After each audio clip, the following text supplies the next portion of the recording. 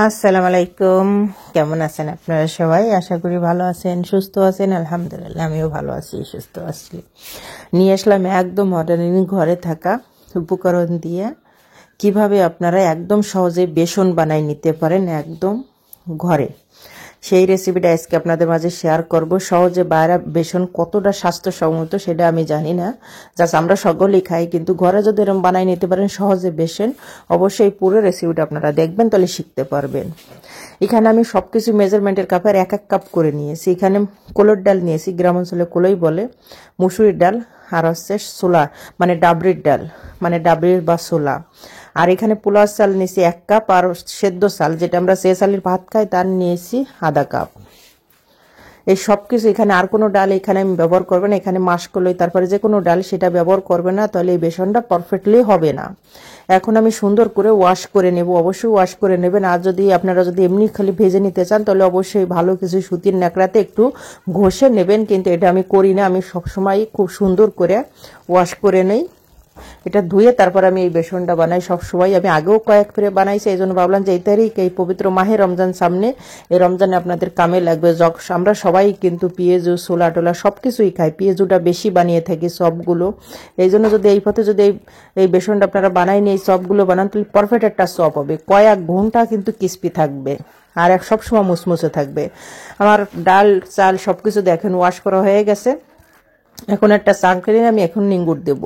অবশ্যই পানিটা খুব সুন্দর করে ঝরিয়ে নিতে হবে, কোনো পানি থাকা যাবে না গায়ে। অবশ্যই হয়তো সুতির কোনো ন্যাকড়া বলেন যেটা বলেন সেটাতে হয়তো আপনারা মুছে নিতে পারেন। আমি কয়েক মিনিট রেখে দিয়েছিলাম, আধা ঘন্টার মতন।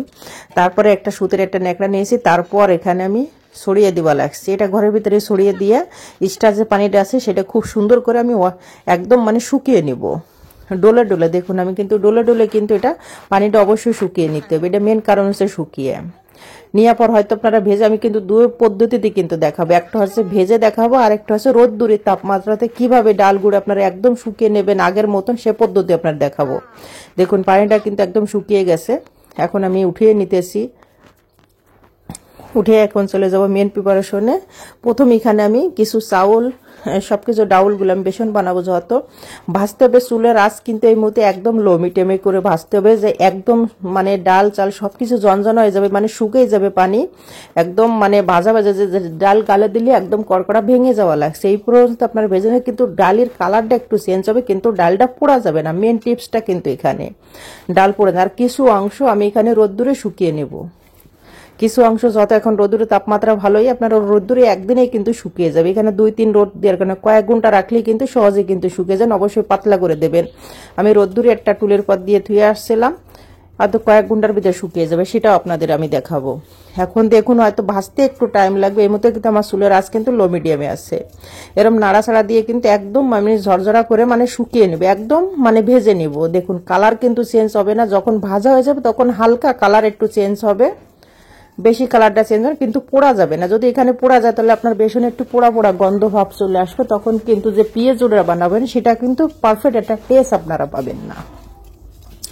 আমি হয়তো লাস্টে একটু হালকা চেঞ্জ হবে, হালকা একটু ব্রাউনের এরকম একটু কালার আসবে, কিন্তু পোড়া যাবে না। আমি দেখুন হাত কিন্তু আমি থামাবা লাগছি না, এরপর থেকে কিন্তু অনাবরত নেড়ে কিন্তু ভাজা ভাজার মাঝে সাঝে আমি চেক করতেছি কতটা ভাজা পারফেক্ট হয়েছে। এখনো কিন্তু আমার ভাজাটা হয় না, আরো কয়েক মিনিট ভেজে নিতে হবে। দেখি আপনারা বুঝতে পারছেন যে কড়াই ছেড়ে দিয়েছি, একদম ভাজা ভাজা হয়ে আসছে। এরপর দেখুন আমি নামিয়ে নিয়েছি, চালটাও কিন্তু খুব সুন্দর ভাজা হয়ে গেছে। আবার আর এক খুলে আপনাদের আমি ভাজিয়ে দেখাই দিতেছি কিভাবে ভাজবেন। একদম সহজে কিন্তু এই বেসনটা কিন্তু আপনারা ঘরে বানাই নিতে পারেন, স্টোর করে রেখে দেবেন। যখন মন চাইবে যে এখন আপনারা ইফতারি মানে বানানোর 1-2 ঘন্টা বের করে সোজা একটু পেঁয়াজু কেটে টেটে আপনারা এই পেঁয়াজু বানাই নিতে পারবেন সহজে। আর এখানে কিন্তু এক্সট্রা কোনো মশলা সেই রেসিপি আপনাদের মাঝে আমি শেয়ার করবো এই বেসন দিয়েই ইনশাআল্লাহ। আর এটা কিন্তু আমার কড়াইতে ভাজার যেটা ডিশে দেখছে, এটা কড়াইতে ভাজার। এটা দেখুন রোদ্দুরে আমি শুকিয়ে নিয়েছিলাম, সেটাও পারফেক্ট হয়ে গেছে। এখন দুটো আমি একসাথে মিক্স করে ব্লেন্ডারে আমি গুঁড়ো করে নেব। আপনার শিলপাটাও কিন্তু গুঁড়ো করতে পারেন।